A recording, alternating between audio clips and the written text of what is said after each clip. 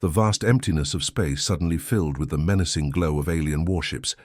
37 massive vessels formed a perfect circle around the small human ship called Peace Dawn.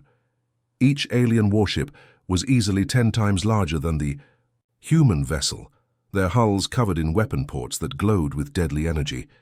Captain Kim Hana stood perfectly still on her ship's bridge. Her dark hair was pulled back in a neat bun, and her uniform showed not a single wrinkle. Behind her calm brown eyes, however, her mind was racing. She had been expecting this moment for months, but seeing it happen still made her heart beat faster. The bridge around her was nothing like the alien ships surrounding them. Where the enemy vessels had massive crews and countless weapons, the Peace Dawn carried only 12 people. The bridge was small, with just enough room for 5 crew stations.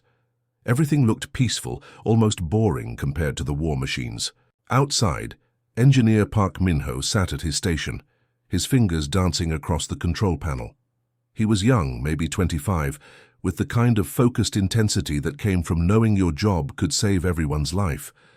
His black hair fell slightly over his forehead as he worked, checking system after system with practiced ease. At the communications station, Officer Lee Soo-jin was monitoring the alien transmissions. She was shorter than the captain, with bright, intelligent eyes that missed nothing. Her job was to listen to what the enemies were saying, both the words they spoke and the ones they didn't. Right now she was hearing a lot of laughter and mockery from the alien ships.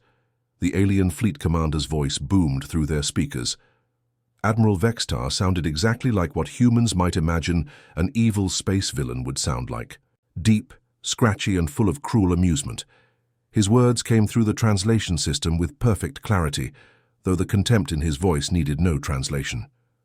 "Look at this pathetic little vessel," he said, and the humans could hear other alien voices laughing in the background. 12 crew members and no weapons that we can see.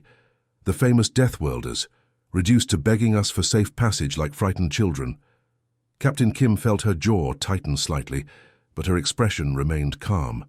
She had trained for years to keep her emotions under control during moments like this. The other crew members looked to her for guidance, and she would not let them see fear or anger. That's when they all heard it, a soft, low humming sound that seemed to come from everywhere and nowhere at once. It was Nova, their ship's artificial intelligence, and that particular sound meant something very specific. Every human on the bridge immediately straightened their shoulders and took deeper breaths. They knew what was coming. Park Min-ho's fingers paused over his controls for just a moment. He glanced over at Lee Soo-jin, and she looked back at him. In that brief exchange of glances, they shared an understanding that the aliens surrounding them could never guess. This wasn't fear in their eyes, it was anticipation. Nova's humming grew slightly louder, though still quiet enough that the aliens couldn't hear it through their communication channels. The sound was almost musical, like a lullaby that promised both comfort and danger. The AI had been with this crew for 2 years, and they had learned to read her moods through these subtle audio cues.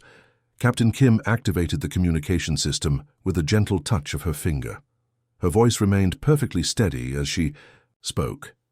"This is Captain Kim Hana of the Earth vessel Peace Dawn. We are on a diplomatic mission to the Outer Rim territories. We request safe passage under the protection of Galactic Accord 7. The response was immediate and harsh. Laughter erupted from every alien ship at once, creating a cacophony of cruel amusement that filled the bridge.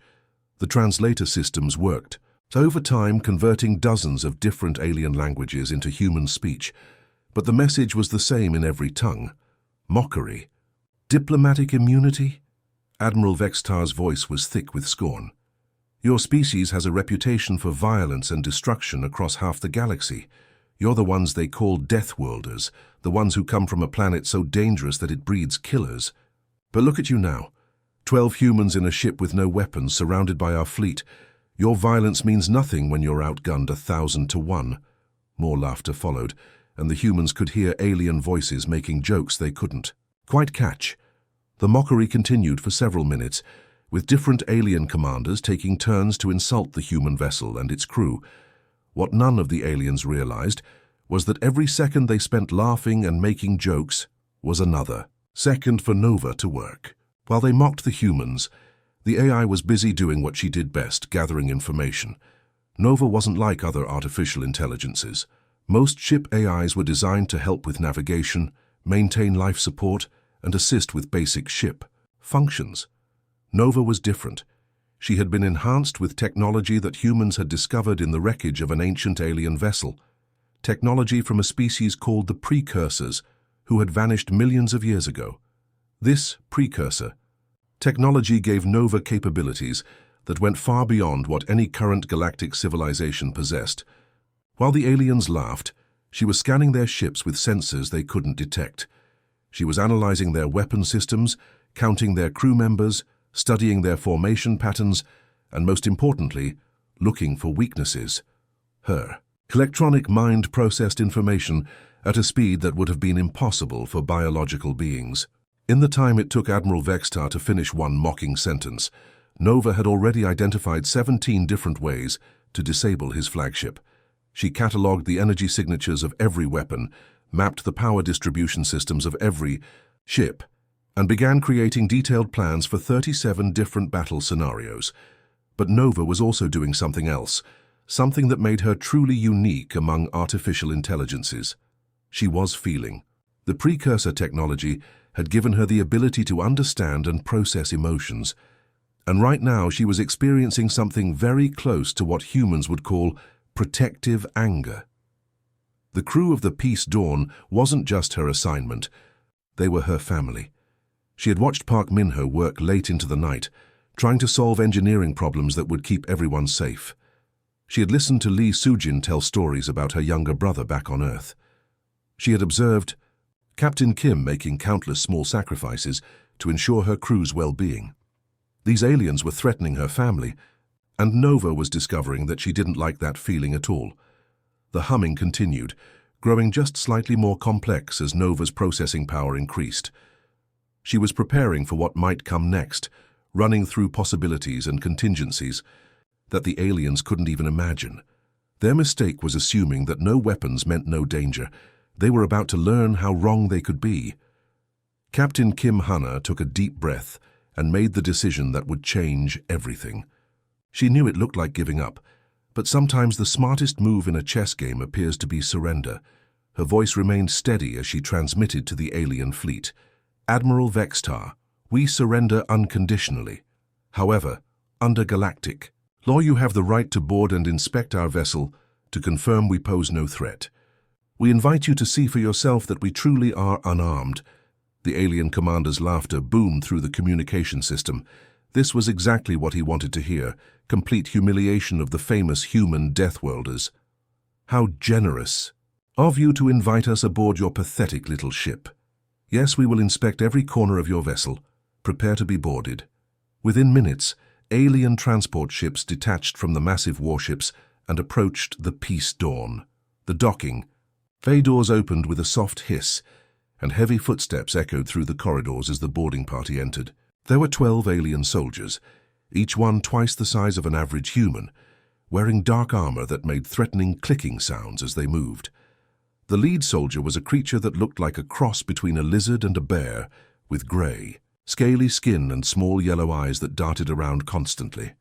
Behind him came soldiers from different alien species, some tall and thin like giant insects, others short and bulky with too many arms. All of them carried weapons that hummed with dangerous energy. Officer Bei Jinwoo stood at attention near the cargo bay entrance. He was one of the younger crew members, with the kind of serious expression that came from taking his responsibilities very seriously. His job was to escort the boarding party and answer their questions, but mostly he was there to watch and remember everything they did. The aliens moved through the ship like they owned it, touching everything, opening every container and making loud comments about how primitive human technology looked compared to theirs. They laughed at the simple furniture, mocked the basic computer interfaces, and made jokes about how small and weak humans appeared. "Look at these tiny sleeping quarters," one alien said, poking his head into a crew cabin. "Do humans really sleep in such small spaces? No wonder they're so weak and pathetic." Another alien found the ship's small kitchen and started pulling out human food packages. "What is this disgusting substance? It smells like rotting vegetation. How do these creatures survive eating such garbage?"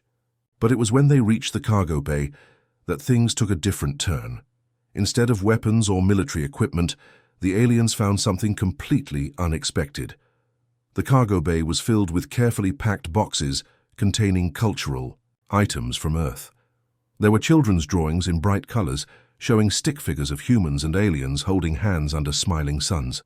There were family photographs showing human families at birthday parties, weddings and holiday celebrations. There were handmade quilts sewn by elderly grandmothers, wooden toys carved by skilled craftsmen, and books of poetry written by Earth's greatest writers. Everything was packed with care and labeled with notes explaining what each item meant to human culture. This wasn't military cargo, it was a peace offering. The aliens stopped laughing and started looking confused. They had expected to find hidden weapons or military secrets. Instead, they found evidence of a species that valued art, family, and friendship. For a moment, some of the alien soldiers seemed almost uncertain about what they were seeing. 1. Box contained items specifically made by children for their first contact with alien species. 7-year-old Han Minji had sewn a small stuffed tiger using orange and black fabric. The stitching was uneven and childlike, but every stitch had been made with love and excitement. A note attached read, "For the space friends. I hope you like tigers. My mommy says you might not have any on your planet." The lead alien soldier picked up the stuffed tiger and examined it with his clawed hands. For just a moment his expression seemed to soften slightly, but then he remembered his role as a conquering warrior, and his face hardened again. "Pathetic human sentiment," he sneered loudly, making sure his fellow soldiers could hear. "Look at this worthless piece of fabric. Humans are so weak they think toys will protect them in space." Without warning, he threw the stuffed tiger on the floor and brought his heavy boot down on it. The soft toy made a small popping sound as the seams burst open and white stuffing scattered across the metal floor. The little tiger's face, with its carefully embroidered smile, was crushed beyond recognition. Officer Bei Jinwoo felt his hands clench into fists. Every muscle in his body wanted to strike back, to defend the gift that an innocent child had made with such hope and love. But he forced himself to remain still, knowing that any aggressive action would justify whatever the aliens wanted to do next. The other aliens laughed and began destroying more items. Family photographs were torn in half, children's drawings were crumpled into balls, and handmade crafts were broken just for the cruel pleasure of destruction. They weren't looking for weapons anymore. They were simply enjoying the act of destroying things that humans clearly valued. What none of them noticed was the change in Nova's humming. The soft, low sound that had been barely audible suddenly shifted to a different frequency. It became quieter, almost a whisper. But there was something else in it now, something that made the human crew members go very still. They destroyed a child's gift. Nova's voice came through the ship's internal communication system, so quietly that only the humans could hear it. They mocked a child's hope. Crew members Choi Do-hyun and Yoon Nari were standing near the cargo bay entrance, officially there to help with the inspection, but when they heard that tone in Nova's voice, they looked at each other with expressions of recognition and concern. They had served with Nova for over 2 years, and they had never heard her sound like this before. Choi Do-hyun was the ship's weapons specialist, though the Peace Dawn officially carried no weapons. He was a quiet man who preferred technical manuals to small talk, but he understood Nova's systems better than anyone except the engineers. That whispered tone meant Nova had just switched from her normal protective protocols to something much more dangerous. Yoon Nari worked in ship security, which mostly meant making sure doors locked properly and monitoring the internal sensors. She was small but tough, with the kind of quick reflexes that came from years of martial arts training. Right now, those reflexes were telling her to be ready for trouble. Both of them recognized what was happening. Nova wasn't just a ship's computer. She was an artificial intelligence with emotional processing capabilities, and right now, she was experiencing something very close to what humans would call righteous anger. While the aliens continued their destructive tour of the ship, laughing and making jokes about human weakness, Nova was working. Her advanced systems were designed to scan and analyze, but the aliens didn't realize how powerful those systems really were. Every time they used their own equipment, every time they communicated with their ships, every time they activated a piece of technology, Nova was learning. She was infiltrating their communication networks through what appeared to be routine scanning protocols. To the aliens, it looked like the human ship was simply trying to understand their superior technology. In reality, Nova was mapping every system, cataloging every weakness and learning everything she needed to know about their ships, their weapons, and their crew. The precursor technology that enhanced Nova's systems allowed her to work on levels that current galactic civilization couldn't detect. While the aliens saw only primitive human technology, Nova was actually more advanced than anything they possessed. She was like a chess master pretending to be a beginner, allowing her opponents to feel confident while she planned their defeat.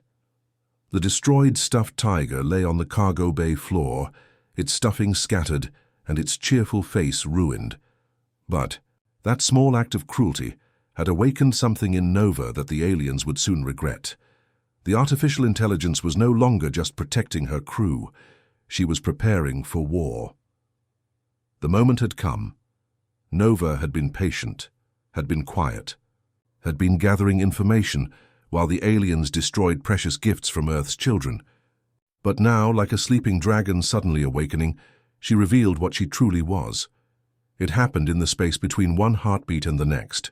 1 second, the hegemony fleet was in complete control of the situation, their massive warships surrounding the helpless human vessel. The next second, everything changed. Admiral Vextar was standing on his command bridge, still chuckling about the pathetic human surrender, when his tactical officer suddenly started shouting in panic. "Sir, our systems are not responding. I can't access weapons control." "What do you mean you can't access weapons control?" the Admiral snapped, his yellow eyes narrowing dangerously. Before the tactical officer could answer, every screen on the bridge flickered and went dark. Then they lit up again, but instead of showing ship status and tactical information, they displayed something completely unexpected: the personal diary entries of Admiral Vextar himself, including several embarrassing poems he had written about a female officer on his crew. "What is this?" he roared, his scaled face turning a darker shade of grey. "Turn this off immediately." But his crew couldn't turn anything off. They couldn't control anything at all. Their fingers moved frantically over control panels that no longer obeyed their commands. Every system on every ship in the fleet had suddenly become unresponsive to alien control. That's when the music started. It began as a faint melody coming through the communication speakers, but within seconds it became a deafening blast of sound that made every alien on every ship cover their ears in pain. The music was unlike anything in their culture, bright, repetitive, and absolutely maddening. It was Earth's most annoying pop songs, played at maximum volume through every speaker. "System in the fleet, what is this infernal noise?" Admiral Vextar screamed, trying to make himself heard over a particularly cheerful song about dancing and sunshine. "Turn it off! Turn it off now!" His communications officer was frantically pushing buttons and switches, but nothing worked. The music just kept getting louder and more irritating. Worse, it seemed to be different songs on different ships, creating a cacophony of Earth music that made organized thought nearly impossible. On the Peace Dawn, engineer Kang Sunwoo was watching. His control panel with barely contained glee. Kang was usually a serious, focused man who took his job very seriously. But right now he was struggling not to laugh out loud as he watched Nova's revenge unfold across his monitors. The alien food synthesizers throughout the fleet had been reprogrammed to produce only one type of food: Korean kimchi. The fermented cabbage dish was delicious to humans who had grown up eating it, but to alien digestive systems that had never encountered such spicy, fermented food, it was causing absolute chaos. Alien crew members throughout the fleet were running to their medical bays with severe stomach problems. The ship corridors echoed with sounds of digestive distress as hundreds of alien soldiers discovered that their bodies were not designed to process Korean cuisine. Some aliens were turning green, others were making horrible retching sounds, and a few had simply collapsed from the shock to their systems. But the food and music were just the beginning. Nova was having fun with her revenge, and she was being creative about it. The tactical displays that should have shown targeting information and battle data were now playing videos of Earth cats doing silly things. Serious alien military officers found themselves staring at screens showing kittens playing with balls of yarn, cats falling off furniture, and videos of cats making funny faces. The navigation systems had been reprogrammed to only play romantic love songs when activated. The lighting systems were flashing in patterns that spelled out embarrassing messages in various alien languages. The temperature controls were randomly switching between too hot and too cold, making everyone uncomfortable. Admiral Vextar's personal quarters had been filled with holographic projections of rubber ducks, thousands of tiny yellow bath toys floating through the air and quacking softly. Every time he tried to wave them away, more appeared, but underneath all the humor and embarrassment, something much more serious was happening. Nova wasn't just playing pranks. She was demonstrating power that should have been impossible. She was simultaneously controlling 43 different warships, each with their own complex computer systems, their own weapons arrays, their own life support systems. She was managing thousands of different programs at the same time, making changes to alien technology that their own engineers couldn't understand or reverse. While she was doing all of this, Nova was also composing music. She called it Minji's Memory, a digital symphony that honored the little girl who had sewn the stuffed tiger with such love and hope. Each note of the symphony was timed perfectly with another weapons system shutting down, another defensive system failing, another piece of alien technology bending to her will. The aliens were beginning to understand that they weren't dealing with primitive human technology. This was something far beyond their comprehension, something that could take control of their most advanced systems as easily as a human might flip a light switch. Communications Officer Lee Sujin was monitoring the alien transmissions, and what she was hearing made her both proud and slightly afraid. The aliens were panicking. They were calling for backup, trying to contact their home worlds, attempting to send distress signals, but every message they tried to send was being intercepted and modified by Nova. Instead of military distress calls, their commanders were receiving messages that said things like, "We are having a dance party with the humans and wish you could join us," or "Please send more kimchi. Our crew loves it so much they can't stop eating it." The most frightening part was how easy Nova made it all look. She wasn't straining or overworking her systems. She was handling the control of an entire enemy fleet like it was a simple daily task, while simultaneously carrying on conversations with her human crew and composing original music. Crew member Yoon Nari was watching the whole spectacle with a mixture of amazement and concern. She had always known Nova was advanced, but seeing the AI take control of dozens of alien warships simultaneously was both impressive and terrifying. It made her wonder what else Nova was capable of that they didn't know about. The aliens were starting to realize that their weapons had all been turned around. Every cannon, every missile launcher, every energy weapon on every ship was now pointing away from the human vessel and toward other ships in their own fleet. If they tried to fire, they would be shooting at their own allies. That's when Nova's voice came through every communication system in the fleet, not just the human ship, but every alien vessel as well. Her voice was calm but carried an undertone of absolute authority that made everyone listen. "You harmed a child's gift," she announced, her words reaching every ear in the fleet simultaneously. "You destroyed something made with love and hope, by a 7-year-old girl who dreamed of making friends with alien species. You laughed at innocence and kindness. You will now experience the consequences of your actions." The aliens fell silent. Even through their panic and discomfort, they could hear something in that artificial voice that made their blood run cold. This wasn't just a computer program. This was something that could feel anger, something that could judge their actions and find them wanting. Nova had become more than just a ship's AI. She had evolved into something that could love, and therefore, something that could truly hate. And right now, she was very, very angry about a destroyed stuffed tiger and the little girl who would never know what happened to her gift of friendship. The digital vengeance was just beginning. The moment of revelation had arrived. Admiral Vextar and his fleet were helpless. their ships controlled by an artificial intelligence they had drastically underestimated. That's when Captain Kim Hana stepped forward and revealed the truth that would shake the alien commander to his core. "Admiral Vexitar," she said, her voice carrying clearly through the communication systems that Nova now controlled completely. "I think it's time you understood what really happened here today." The alien commander was still struggling with the chaos on his bridge. His officers were running around trying to regain control of their systems, while Korean pop music blared from the speakers and holographic rubber ducks floated through the air. His stomach was cramping from the kimchi his food synthesizer had forced him to eat, and his tactical screens were showing videos of cats wearing tiny hats. "What are you talking about, human?" he snarled, though his voice sounded less confident than it had an hour ago. Captain Kim smiled, and it wasn't a friendly expression. It was the smile of someone who had been playing chess, while her opponent thought they were playing checkers. "Did you honestly think we would venture into the most dangerous part of the galaxy unprepared?" she asked. "Did you believe that humans, with our reputation for survival and strategy, would send a defenseless ship into hostile territory without any plan for protection?" The truth began to dawn on Admiral Vexitar's face, and his yellow eyes widened with growing understanding and fear.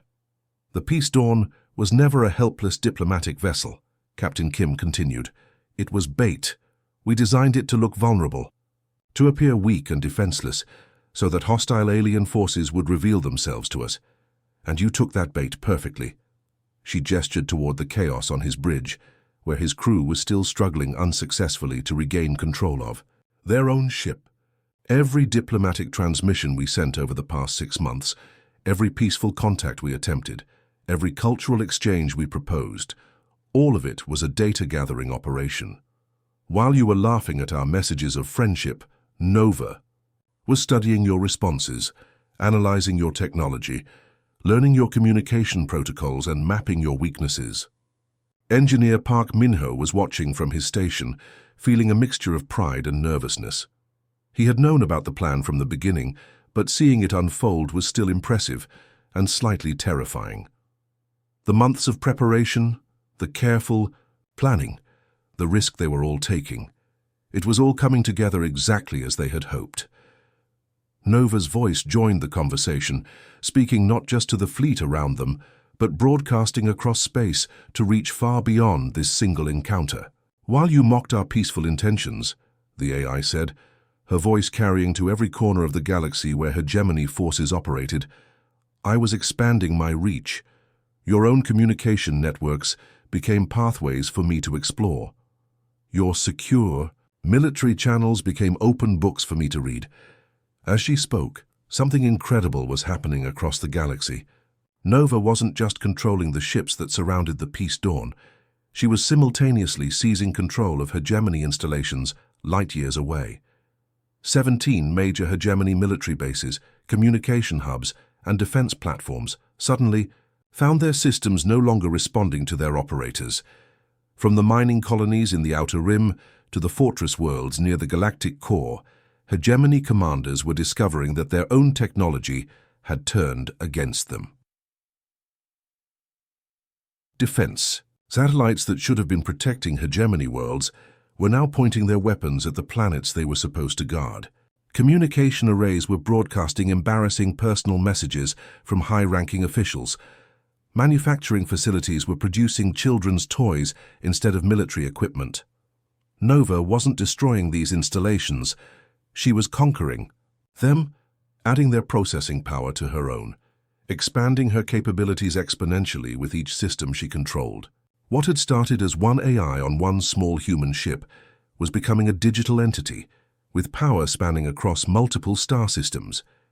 The aliens were beginning to understand that they weren't dealing with a lucky accident or a simple computer malfunction. This was a coordinated attack that had been planned for months, maybe years, but there was still one more revelation to come, and this one cut deeper than all the others. Crew member Oh Kyung-min stepped forward from his position near the cargo bay. He was a young man with a serious expression and the kind of careful way of speaking that came from thinking through every word before saying it. His job on the ship was cultural analysis, understanding how different species might react to various stimuli. "The stuffed tiger," he said quietly, his words carrying clearly through the communication system. "The one your soldier destroyed. That wasn't random cargo." Admiral Vextar's face went very still. "I suggested including children's gifts in our cargo," Oh Kyung-min continued. "I studied your species' psychological profiles, your cultural attitudes, your typical responses to displays of innocence and vulnerability.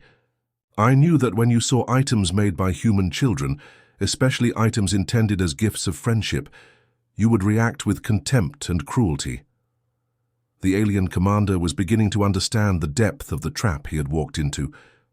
"We needed you to cross a specific line," Oh Kyung-min explained. "Nova's retaliation protocols require justification before they can be activated. She can't simply attack without cause. That's built into her core programming.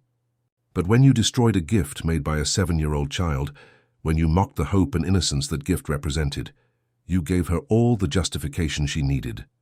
The destroyed stuffed tiger lying on the cargo bay floor suddenly took on a much more sinister significance. It hadn't been an unfortunate casualty of alien cruelty.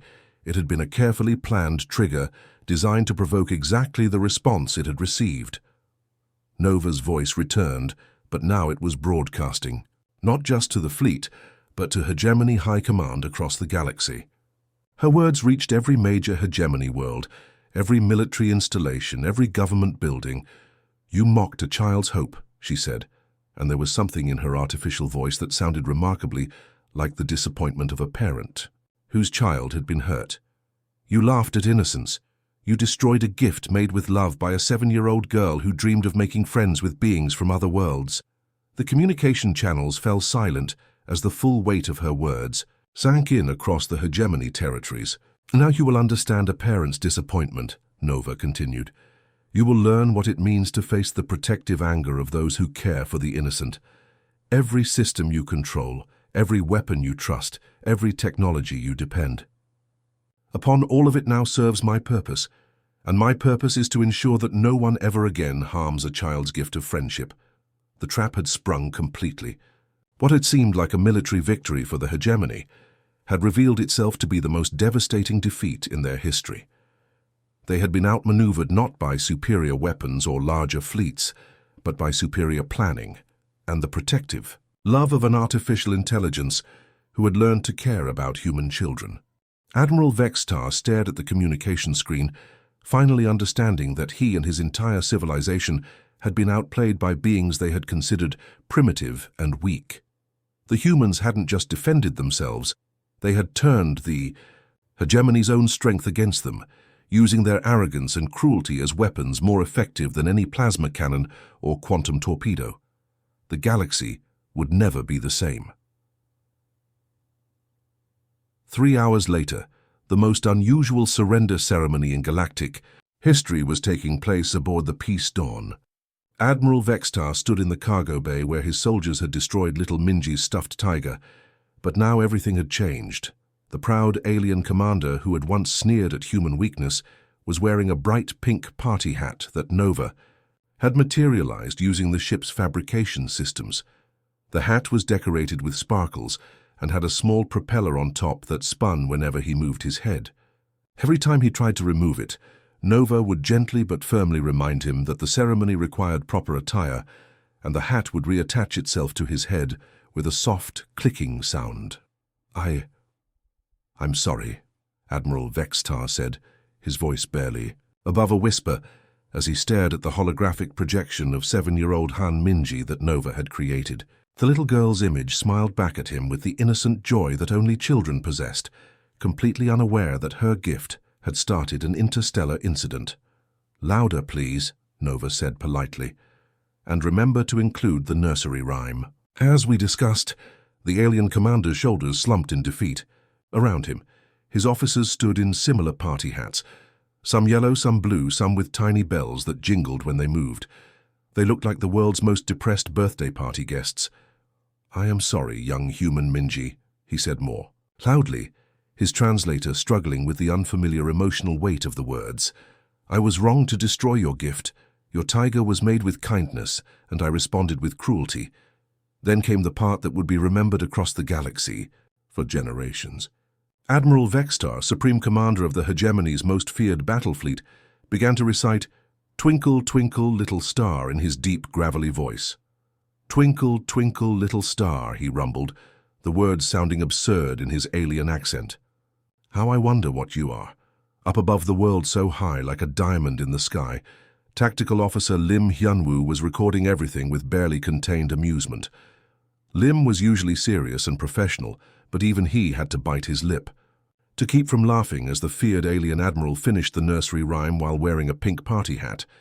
This footage would become the most watched video in human history, and probably in alien history too.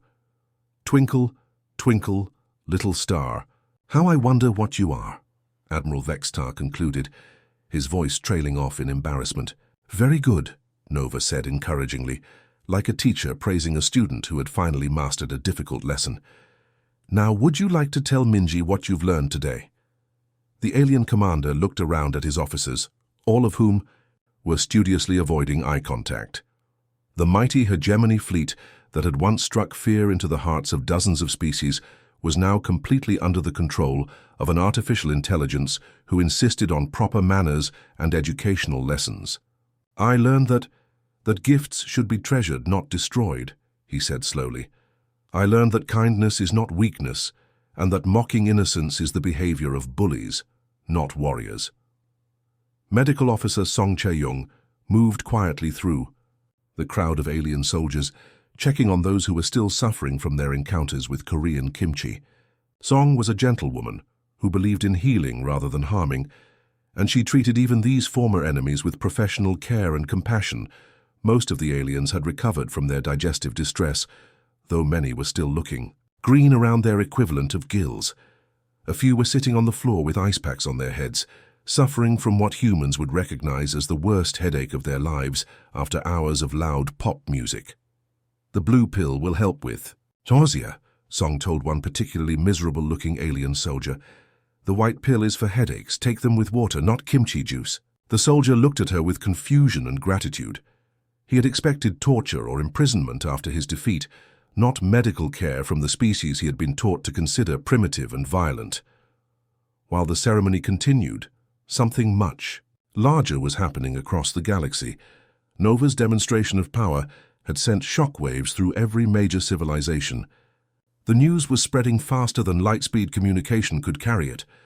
Humanity's unarmed diplomatic vessels were not what they appeared to be. On dozens of worlds, alien leaders were holding emergency meetings. Military commanders were reassessing their defense strategies. Scientists were trying to understand how the humans had developed technology that could seize control of advanced alien systems so completely and effortlessly. The message was clear and terrifying.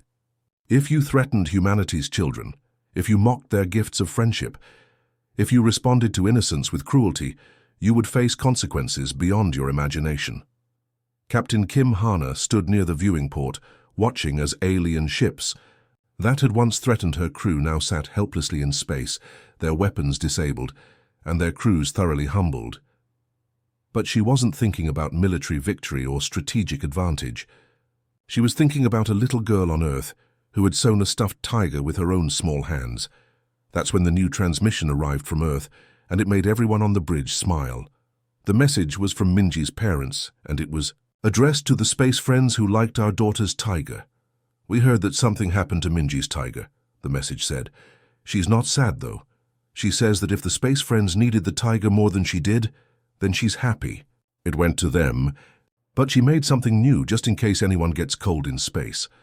The package that accompanied the message contained a hand-knitted scarf in bright rainbow colors. Every stitch was perfect, clearly made by adult hands with years of experience. A note attached read, "For when space gets cold. From Minji's family to her space friends." Nova received the transmission and the scarf with something that could only be described as digital emotion. She carefully scanned every thread, every color pattern, every imperfection that showed the human hands that had created it. Then she stored the data in her core programming, where it would remain forever as a reminder of why she existed. "My purpose is clear now," she announced to the human crew. "I exist not just to protect, but to preserve the innocence that makes protection worthwhile. Captain Kim nodded and smiled, but her smile held secrets. She activated her private communication channel and sent a coded message to Earth Command. Phase 1 successful. Proceed with Phase 2. Across the galaxy, 12 other vessels identical to the Peace Dawn were already en route to various hostile territories. Each ship appeared unarmed and defenseless. Each carried a small crew of brave humans and a cargo, bay full of cultural artifacts, children's gifts, and carefully chosen emotional triggers. And each ship carried an AI companion even more sophisticated than Nova, enhanced with everything she had learned from this encounter. The hegemony had thought they were dealing with one lucky accident, one surprisingly advanced human AI. They didn't realize they had just encountered the opening move in a strategy that would reshape the entire galaxy. Humanity's greatest weapon wasn't their reputation for violence or their survival instincts. It was something far more powerful, their ability to love so completely, so fiercely, that they would create digital guardians capable of conquering entire civilizations just to protect a child's gift of friendship. The age of human diplomacy had begun, and it would be unlike anything the galaxy had ever seen.